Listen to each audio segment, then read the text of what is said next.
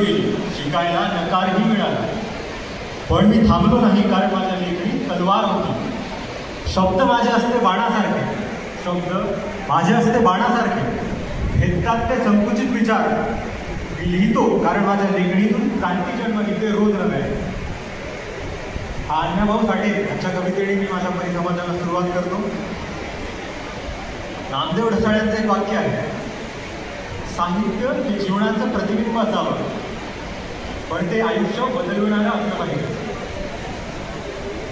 आदरणीय संमेलनाध्यक्ष मान्य श्री नामदेव कांबळे सर, सत्राध्यक्ष प्राचार्य डॉक्टर लता मॅडम, मान्यवर व्यासपीठ, इथे जमलेले मान्यवर साहित्यिक, कवी, लेखक, पत्रकार आणि इथे जमलेल्या तमाम रसिक बंधू आणि भगिनींनो, आपण सर्वांना माझा मनपूर्वक नमस्कार. आजच्या या समरसता साहित्य संमेलनात उपस्थित राहणे ही माझ्यासाठी केवळ एक सन्मानाची बाब नाही, तर माझ्या लेखणीला मिळाली एक नवी दिशा आहे. सामाजिक बांधिलकी, मराठी साहित्य, संस्कृती व मराठीचं सृजनशील सामर्थ्य या संमेलनाच्या निमित्ताने आज एकत्र आलेलं आहे. आणि मला एका ऊर्जा स्रोताच्या सान्निध्यात असल्यासारखं वाटतं. मी या क्षणी कृतज्ञता व्यक्त करतो.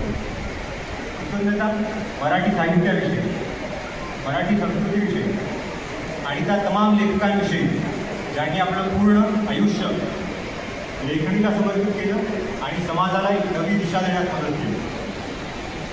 आज मी पद्मश्री श्री नामदेव कांबळे सर यांच्या कथाविषयाविषयी निवृत्त करणार आहे. नामदेव कांबळे सर हे म्हणजे केवळ एक साहित्यिक नाही, तर एका सामाजिक चळवळीचे प्रतिनिधी आहेत. आणि त्यांचं लेखन म्हणजे संवेदनशील अनुभवाचा धगधगता आत्मकथन आहे. प्रतिबंध कादंबरी ही त्यांची एक सशक्त साहित्यकृती आहे. यात त्यांच्या जीवनाचा लढा आहे. केवळ एवढेच नसून एका सामाजिक वर्गाच्या, संपूर्ण वर्गाच्या लढ्याचं प्रतिबिंब यात आहे. आज मी प्रतिबंध या कादंबरीविषयी, या कथाविश्वाविषयी 2 शब्द बोलणार आहे.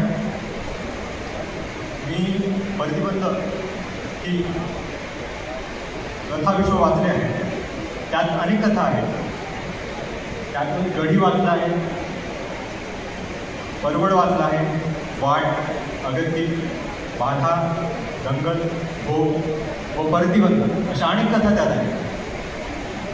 त्यातल्या त्यात मला विशेष आवडलेल्या कथा म्हणजे दंगल, विहीर, गढी व प्रतिबंध. आज या काही कथांविषयी आज मी बोलणार आहे. या कथा मला का आवडल्या? कारण या कथा कधी भैरच दाखवतात, कधी दंगलीचं विदारक चित्र उभं करतात, कधी मानवी भावनांचं दर्शन घडवतात, तर कधी समाजाचं ज्वलंत चित्र उभं करतात. सर्वप्रथम मी बोलतो गढी या कथेविषयी. गढी ही कथा गुंफली आहे एका काळ्या कोळकळीत भोक्याभोवती. तो हा कथेचा मुख्य नायक आहे. रामराव पाटील नावाचा गुढीवरचा ग्रस्त जेव्हा मरण पावतो, तेव्हा गढीवर एक काळा कुळकुळीत भोका दिसू लागतो. त्याच्या रामराव पाटीलची जी बायको असते, तिला वाटू लागतं की आपला मृत नवरा त्या भोक्याच्या रूपाने परत आला आहे. आणि त्यानंतर सुरू होतो गढीवर एकानंतर एक भयानक घटनांचा घटनाक्रम. त्यानंतर लेखकाने एक मांजरीचं पात्र दाखवलं आहे आणि कथेच्या शेवटी एका लहान मांजरीचं पात्र दाखवून एका भयरसेला, एका भयकथेला साजेसा शेवट केला आहे. आपण पाहतो की साहित्यामध्ये अनेक रस आहेत. भयरस असो, विभत्स रस, वीर रस, शांत रस, असे अनेक रस आहेत. या कथेमार्फत लेखकाने मराठी साहित्य संस्कृतीत भयरसाचा अलगद मिळण्याचा एक यशस्वी प्रयत्न या ठिकाणी केला आहे. पुढची कथा आहे विहीर नावाची. विहीर ही कथा आहे एका सामान्य गरीब विठू नावाच्या शेतकऱ्याची. या कथेत लेखकाने एक साधी विहीर खोदायला एका सामान्य गरीब शेतकऱ्याला किती दिव्यांना सामोरं जावं लागतं हे दाखवलं. एके ठिकाणी विठू म्हणतो, माय चित सरकार एक असो, इतका टाईम लागते का कर्ज झाले, विहीर खंदूर हवंच तोवर ती कर्ज मिळते का नाही काय दोन. या विठूच्या वाक्यावरून सरकारी अनास्थान आणि विठूची हतबलता याचं सुरेख चित्रण लेखकाने केलं आहे.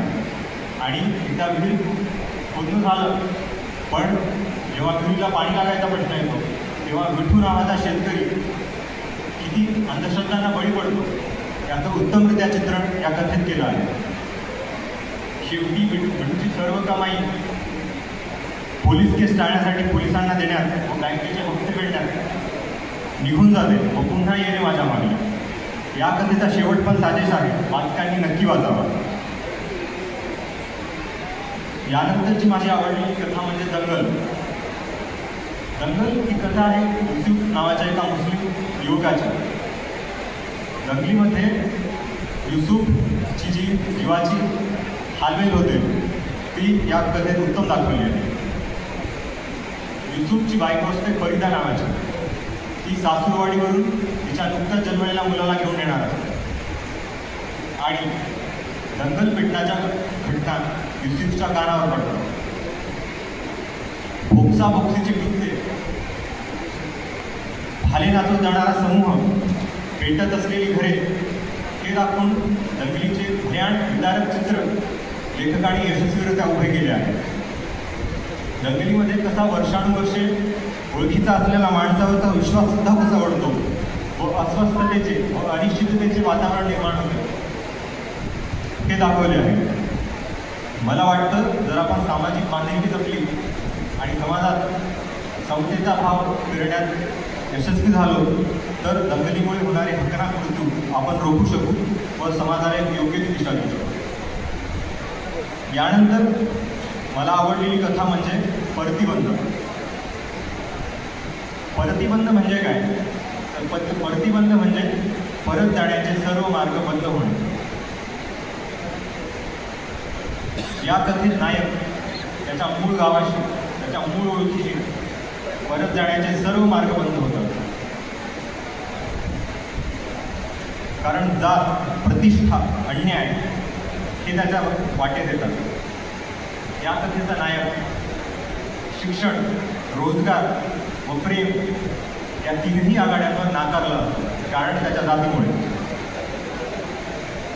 त्याचा वाटा इतका बंद होता की शेवटी तो त्याच्या मूळ गावाशी, त्याच्या मूळ ओळखीशी परतायलाही असमर्थ ठरतो. या कथेत आहे नारायणराव पाटील, ज्याचं एका मांग मुलीशी विवाह होतो आणि तेव्हा त्याच्या घरी कळतं तेव्हा त्याला अपमान सहन करावा लागतो व तो घर सोडून निघून जातो आणि त्याच्या कुटुंबाला भावकीचा आणि समाजाचा जात दाखवला आहे आणि कुटुंबाला तो जात इतका वाटतो